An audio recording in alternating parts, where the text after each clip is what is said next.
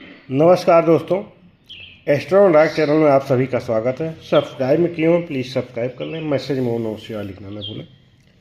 मित्रों, आज हम बात कर रहे हैं कुंभ राशि की।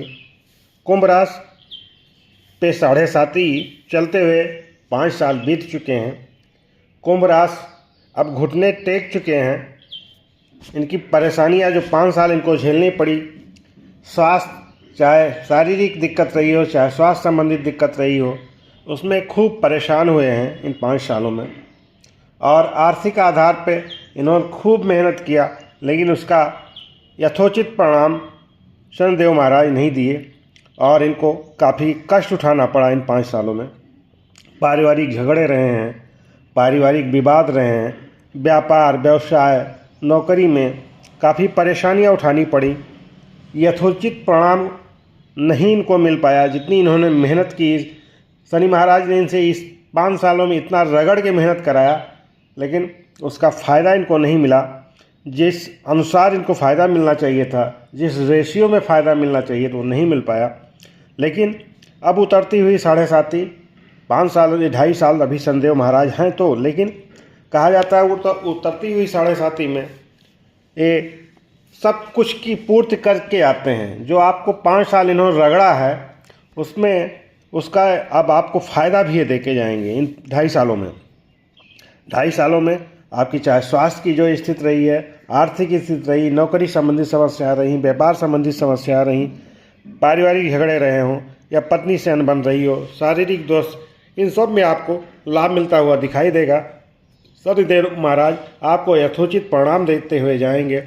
लेकिन ध्यान रखिए, कोई अनर्गल तरीके से पैसा कमाने की कोशिश न करिए, कोई किसी को सताने की कोशिश न करिए। शनि महाराज अभी हैं, चूँकि न्याय के देवता हैं, तो न्यायप्रिय बने रहिए और शनि महाराज सेवा करते रहिए, आपको बढ़िया परिणाम मिलने वाले हैं। देखिए मित्रों, अभी जो शनि महाराज कुंभ राशि में चल रहे हैं और परिवर्तित होकर के ये मीन राशि में जाएंगे, जो कि कर्क राशि के अभी ये अष्टम भाव में चल रहे हैं और अष्टम भाव से परिवर्तित होकर नवम भाव में जाएंगे। अष्टम भाव में जब शनि महाराज थे तो आप पे शनि की ढैया चल रही थी, जिसका सबसे बुरा प्रभाव आपके स्वास्थ्य पे पड़ रहा था, आपके आय पे पड़ रहा था। और सबसे बुरा प्रभाव जो है वो आपके स्वास्थ्य पे ही पड़ रहा था। आपका स्वास्थ्य ठीक नहीं चल रहा था, आपका मानसिक स्थिति ठीक नहीं थी। इन सब चीज़ों से आप काफ़ी परेशान थे। आर्थिक स्थिति आपकी काफ़ी ख़राब थी। जो रिलेशन थे, आपके रिश्ते थे, वो काफ़ी ख़राब हो रहे थे। तो अब शनि महाराज जब नवम भाव में जा रहे हैं तो ये भाव आपके लिए काफ़ी शुभ होने वाला है। महाराज की नीच दृष्टि के कारण से आपके जो कर्म स्थान था आपका, वो प्रभावित हो रहा था। आप जितना भी काम कर रहे थे उसका यथोचित फल आपको नहीं मिल पा रहा था, क्योंकि यहाँ पे शनि महाराज नीच के थे और यहाँ पे आपको वो फल नहीं दे पा रहे थे जिसके आप हकदार थे, जिसके लिए आप मेहनत कर रहे जितनी, उतना आपको उसका लाभ नहीं मिल पा रहा। क्योंकि अब शनि महाराज आपके अष्टम भाव से निकल करके नवम भाव में जाने वाले हैं, तो यहाँ पे अब केंद्र त्रिकोण राजयोग बनेगा, जो आपके लिए काफ़ी शुभदायक होने वाला। बड़ा लाभ तो यही आपको मिलने वाला है, क्योंकि जो आपके दिमाग पे निगेटिविटी छाई हुई थी, नेगेटिव ऊर्जा छाई हुई थी, उससे आपको मुक्त मिल जाएगी और आपकी जो थिंकिंग पावर हो काफ़ी अच्छी हो जाएगी, जिसका प्रभाव ये होगा कि जो आप निर्णय ले रहे हैं वो सही निर्णय ले पाएंगे और जो काम कर रहे हैं उसका सही फ़ायदा आपको मिल पाएगा। मानसिक चिंताओं से मुक्त मिल जाएगी, स्ट्रेस से आप धीरे धीरे बाहर निकल पाएंगे। एक लाभ ये और मिलेगा कि अब आपके जो कामों में स्थिरता आने का समय आ गया है। आप स्थिर हो जाएंगे, जो भी काम कर रहे हैं उसमें आपकी स्थिरता आ जाएगी, या जो भी व्यापार कर रहे हैं, व्यवसाय कर रहे हैं, उसमें आपको एक स्थिर लाभ मिलने लग जाएगा। नवम भाव में आपके शनि महाराज का आना यहाँ पे आपके इनकम सोर्स को बढ़ाएगा, आपके आत्मविश्वास को बढ़ाएगा, आपके आय के साधनों में वृद्धि करेगा। यदि आप नौकरी पेशा लोग हैं तो वहाँ पे आपको स्थायित्व देगा, या आप व्यापार कर रहे हैं तो वहाँ आपको व्यापार में वृद्धि करेगा, लाभ पहुँचाएगा। जो शिक्षार्थी हैं या जो कॉम्पिटिटिव एग्ज़ाम दे रहे हैं उनको यहाँ पे सफलता दिलाएगा, उसमें पॉजिटिविटी भरेगा और जिसका लाभ ये मिलेगा कि वो अपने कॉम्पिटिटिव एग्ज़ाम में आसानी से सफलता प्राप्त कर लेंगे, लेकिन मेहनत तो करना पड़ेगा। शनि महाराज की तीसरी दृष्टि आपके एकादश भाव पे पड़ेगी, जहाँ पे वृषभ राशि है। वृषभ राशि चूँकि शनि महाराज की मित्र राशि है, तो यहाँ पे अगर आपकी नौकरी चली गई थी तो नौकरी मिलने की संभावनाएं बढ़ जाएंगी। रोजी रोजगार में आप असफल हो रहे थे तो उसमें आप सफल हो जाएंगे। हाँ, एक बात ज़रूर होगा, आपका स्थान परिवर्तन हो सकता है। अगर आप नौकरी पेशा हैं तो हो सकता है आप पदोन्नत करके कहीं नई जगह भेज दिए जाएँ, लेकिन आपको पदोन्नत भी साथ में मिलेगी। या कहीं आप कोई नया व्यापार करना चाह रहे हैं तो हो सकता है वो कहीं दूर जा कर के अपने घर से आप उसको स्थापित करना चाहें तो आप उसमें सफल होंगे। अगर आप ट्रांसफ़र की इच्छा रख रहे थे और ट्रांसफ़र नहीं हो पा रहा था तो अब शनि महाराज यहाँ पे आपकी मदद करें। महाराज का आपकी 9th हाउस में आना, नवम घर में आना आपके लिए कुछ बड़ा बदलाव लेके आएगा और पॉजिटिव बदलाव होगा।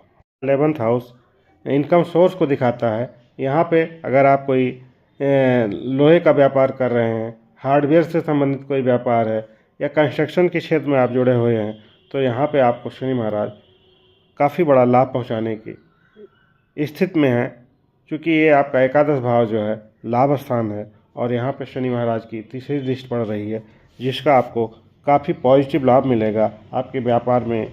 जो भी आप व्यापार अगर इस क्षेत्र में कर रहे हैं तो इससे आपको सतर्क रहने की ज़रूरत है, क्योंकि 9th हाउस हमारे धर्म स्थान का माना जाता है और यहाँ पे आप कोई भी ऐसा काम ना करिए जो धर्म विरोधी हो, जैसे हो शराब पीना, मीट खाना या किसी के साथ धोखाधड़ी करना, व्यभिचार करना।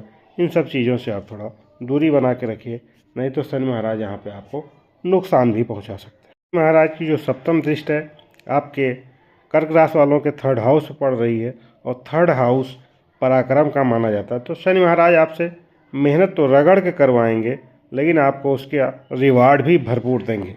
अगर आपके छोटे भाई बहन हैं तो उनके साथ कोई वाद विवाद या लड़ाई झगड़े की स्थिति ना पैदा होने दीजिए, क्योंकि ये जो पराक्रम के साथ साथ हमारे सगे संबंधियों से रिश्ते का भी भाव माना जाता है, भाई बहन से रिश्ते का भी भाव माना जाता है।